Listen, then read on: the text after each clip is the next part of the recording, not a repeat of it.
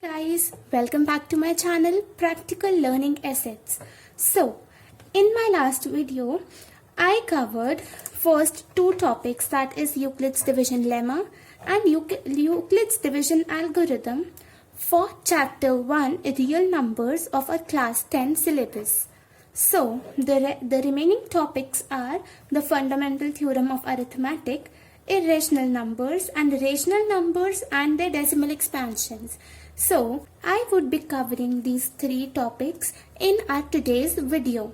So, let's start with the video. Okay, our third topic and the first topic for this video is fundamental theorem of arithmetic. This theorem states that every composite number can be expressed as a product of primes, and this factorization is unique apart from the order in which the prime factors occur. So, before learning or before understanding that what this is, first we should know that what are composite numbers.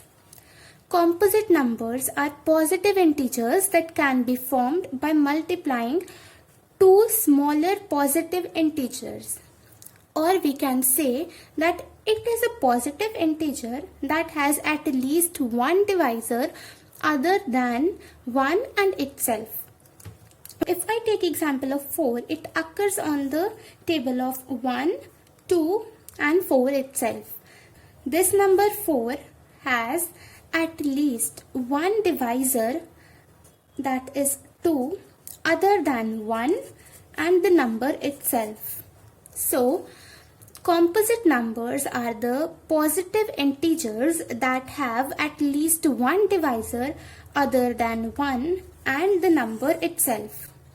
So, if we talk about the theorem of arithmetic, the fundamental theorem of arithmetic, then it says that every composite number can be expressed as a product of primes. So, as I have taken example of 4, let's discuss about 4 only. So, we can express it in the form 2 multiplied by 2. Obviously, 1 is not required, but I have taken 1 for just an example for easy understanding. So, 4 is expressed as a product of primes of number 2 and 2. Okay, 2 is a prime number because it has 1 and 2 itself as its divisor, does not have any other number as its divisor. So 2 is a prime number. Fine. So the next thing that it suggests or that it tells us is this factorization is unique apart from the order in which the prime factors occur. So if as we have taken for 4, we have the prime factorization as 2 multiplied by 2. If I take any other number and we have its prime factorization as 3 multiplied by 5 multiplied by 7. So, this factorization is unique. Every number has its unique prime factorization, but apart from the order in which the prime factors occur, we can arrange these factors in any order. If I arrange them in this way, there is no difference in what we will get the result. There is no difference in the result from what we will get from here. But this prime factorization is unique. No matter whatever the order we take, but the prime factorization will remain unique. Fine? Okay. So, if I take prime factorization of 6, we have 2 multiplied by 3. So, we have the prime factorization of 6 as 2 multiplied by 3. So, this prime factorization is unique. Now, if I decide that I have to arrange this prime factorization in ascending order, ascending order means from smaller number to greater number. So, I have arranged this in ascending order. So this is unique factorization. Once we decide that in which manner or in which order we have to arrange the factors, our prime factorization is unique. Okay, so let's understand this fundamental theorem of arithmetic through some examples. If I take the numbers as 6 and 20, we need to take the prime factorization. If I take the numbers 6 and 20, now we will find their prime factorization. Let's factorize them. Okay.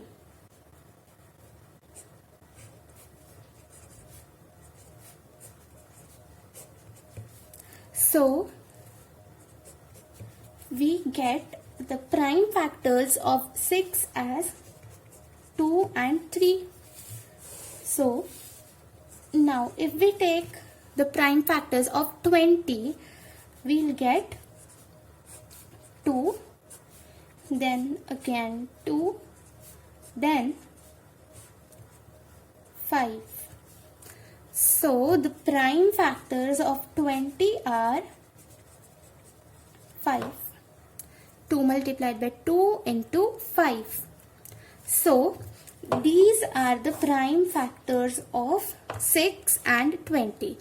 Okay, so the main point for this fundamental theorem of arithmetic is that we get to know about the HCF, that is the highest common factor, and LCM of the numbers given, of the pair of numbers given. So, if I take the factors of 6 and 20 all together, I will get the HCF as 2. Why 2? Because HCF is the highest common factor. The factor which is common in both the prime factorizations, we need to take it as our HCF. So, 2 is common in both the prime factorizations. So, we will take our HCF as 2. Then, LCM. For LCM, we need to multiply all the factors, all our prime factors. So, we'll take 2, 3, then we have 5. So, our LCM of 6 and 20 is 60. Now, how we have to write this? We'll write HCF of 6 and 20 is 2 and LCM of 6 and 20 is 60. So this is the way how we have to write the HCF and LCM. Fundamental theorem of arithmetic takes us to the calculations of HCF and LCM. It helps us to find the HCF and LCM of any given pair of numbers. It is not only pair of numbers, we can find it for single digit also, we can find it for a pair also, we can find it for a triplet also. That is up to us. But this fundamental theorem of arithmetic provides us with the HCF and LCM of the given numbers. Okay, as we have discussed about HCF and LCM, we can also get a formula from here, that is HCF into LCM is equal to product of numbers. This is a very see. Here we have 6 and 20 as our two numbers. So we'll take 6 as A and 20 as B. HCF of A and B multiplied by LCM of A and B gives us the product of A and B. So, for any two positive integers, A and B, HCF of A and B multiplied by LCM of A and B gives us the product of A and B. Our next topic is irrational numbers. So what are irrational numbers? A number is called irrational if it cannot be written in the form p upon q, where p and q are integers and q is not equal to 0. This is the definition of irrational numbers that we are studying from class 9. So, a number is called irrational number if it cannot be written in the form p upon q. If it cannot be written as 2 upon 3 or 5 upon 4, if it cannot be written in this way, so it is an irrational number. Fine. So, examples of irrational numbers are root 2, root 5 or 0.1011 and so on. Because this is a non-terminating decimal expansion, so it is also included in irrational numbers. Okay, so now let us do some of the important questions regarding this irrational numbers. So, the very first important question is to prove root 2 as irrational. Okay, let's start doing this question. We need to assume let root 2 be a rational number. So, for this type of questions, we need to solve these questions on the basis of contradiction. So, we will be solving this question on the basis of contradiction. How? If we have to prove this number as irrational, so we will take this number as irrational and then through the method of contradiction, we will prove it as irrational. Let's understand it with the example. So let root 2 be a rational number. Therefore, root 2 is equal to a upon b. Now, always keep this thing in mind to write here a and b are co-primes. If we will not mention this thing, we will not get half marks because this is also important. So, root 2 is equal to a upon b where a and b are co-primes. So, b root 2 is equal to a. Now, squaring both sides we get 2b square is equal to a square. Now, here 2 divides a square. Also, 2 divides a. This is theorem 1.3 in a NCERT. You can go through that theorem, but that is not from the examination point of view.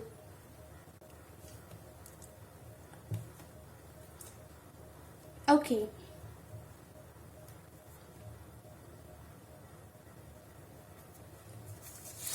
After this, now after that we can write a is equal to 2c. Now just mention for some integer c, a is equal to 2c. Now squaring both sides we get a square is equal to 4c square. This implies b square is equal to 2c square. Substituting for a, we are substituting a with b. Now b square is equal to 2c square. This means here 2 divides b square. Also 2 divides b. So, from here,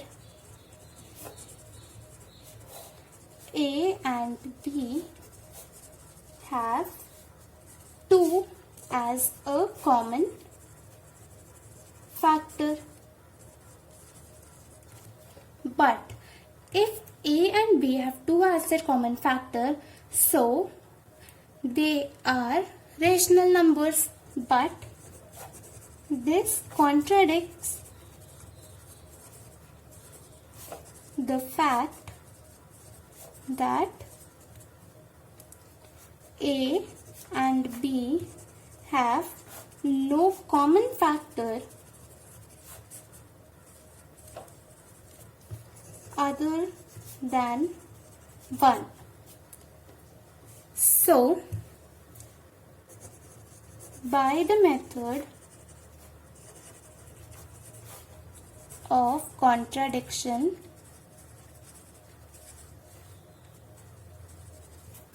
our supposition is wrong.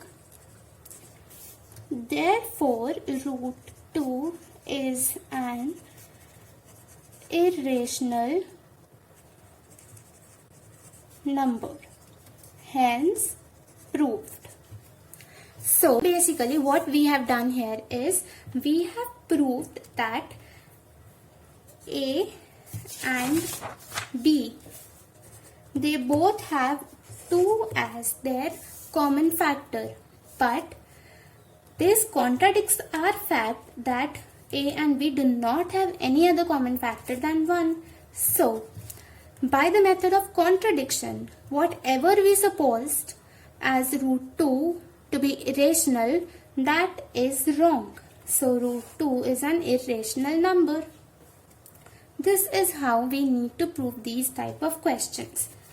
Our next and the last topic for this chapter is rational numbers and their decimal expansion. We know we have 2 types of decimal expansions. One is terminating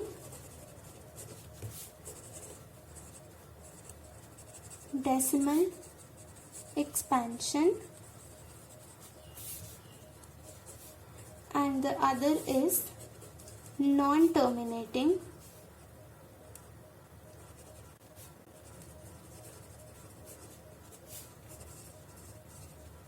decimal expansion.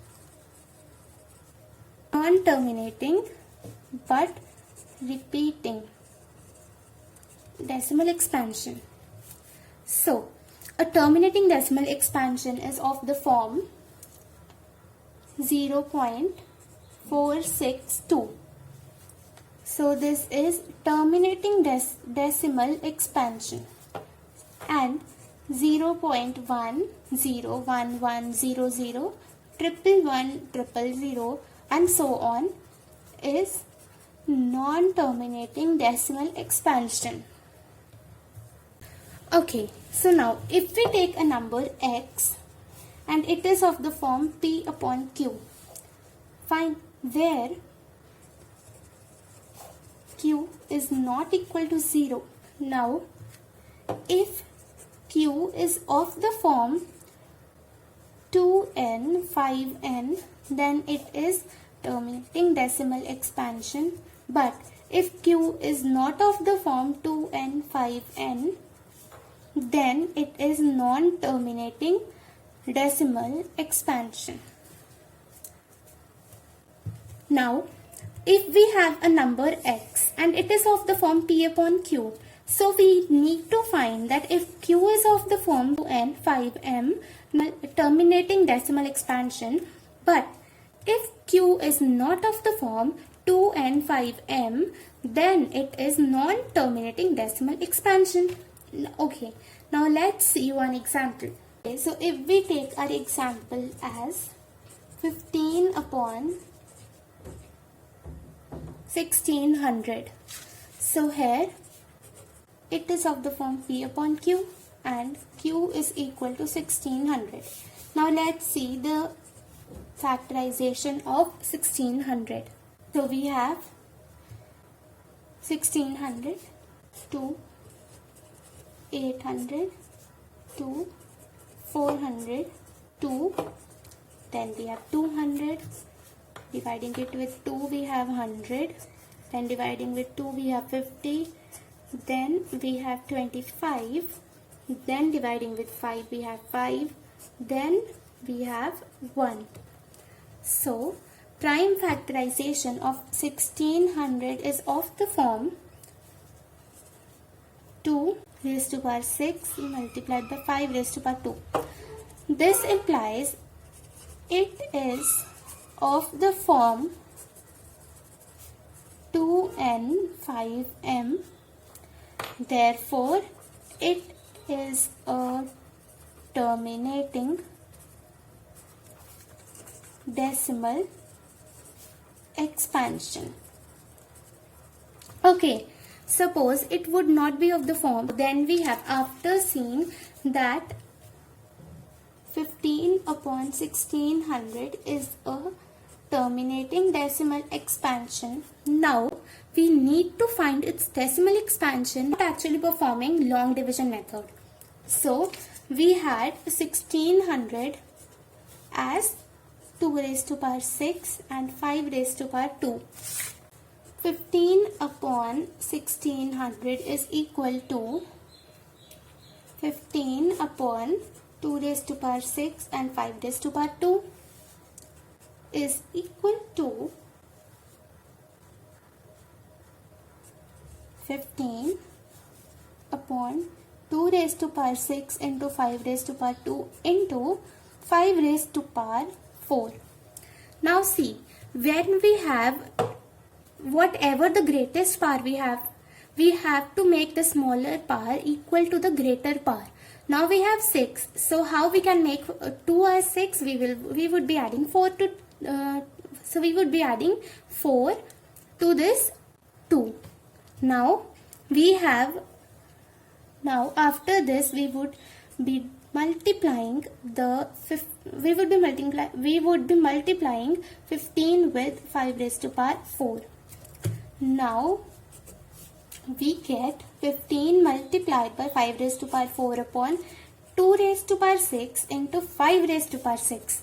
So 2 into 5 we get 10 raised to power 6.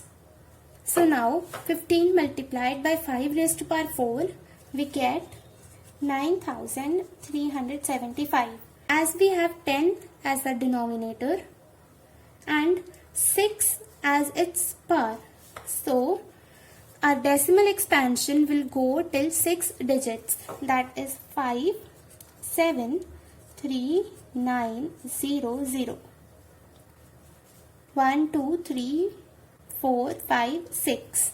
6 decimal places. So after that we'll put a point. So we have our answer as 0.009375.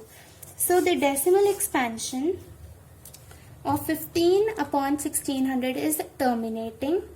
After terminating, because it is terminating, it is of the form 2n into 5m. So if it is of the form 2n 5m, so we will find its decimal expansion without the long division method. So guys, this was all for these 3 topics. Now we have completed the fundamental theorem of arithmetic, irrational numbers and rational numbers and the decimal expansions.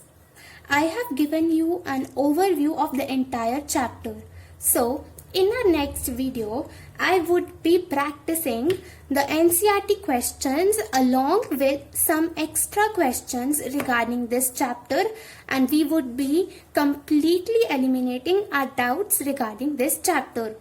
So this was all for today's video. If you like my video and find the content as useful, just subscribe my channel and hit like the video. Bye guys, I'll see you in the next video.